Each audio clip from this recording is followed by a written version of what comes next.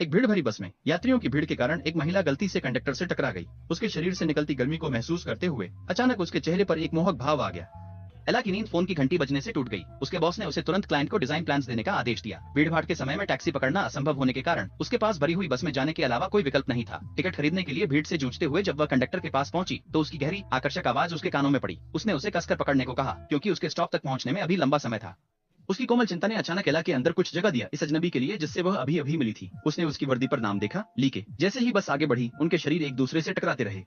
उसकी मर्दाना खुशबू उसकी स्त्री सुगंध के साथ मिलकर उनके बीच एक अचूक रसायन बना रही थी। यात्रा संक्षिप्त थी लेकिन एला उस उत्तेजना की लहर में लंबे समय तक खोई रही।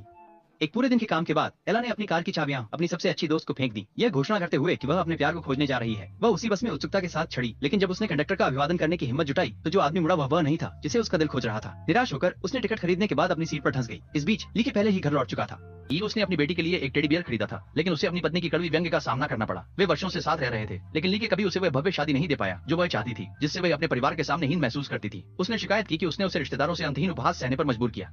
उनकी महीने में 2 बार होने वाली बैठक फिर से एक बहस में समाप्त हुई। अपने प्यार को खोजने के लिए दृढ़ संकल्पित एला फिर से बस में चढ़ गई। इस बार उसने उसे दूर से देखा, वह आदमी जो उसके दिमाग में था। भीड़ इतनी घनी थी कि वह और ली के दरवाजे के पास दबे हुए थे। जब ड्राइवर ने अचानक ब्रेक मारा तो एला ने खुद को लीके की पीठ से सटा हुआ पाया। इस अप्रत्याशित स्थिति पर लीके के चेहरे पर एक अर्थपूर्ण अभिव्यक्ति आई।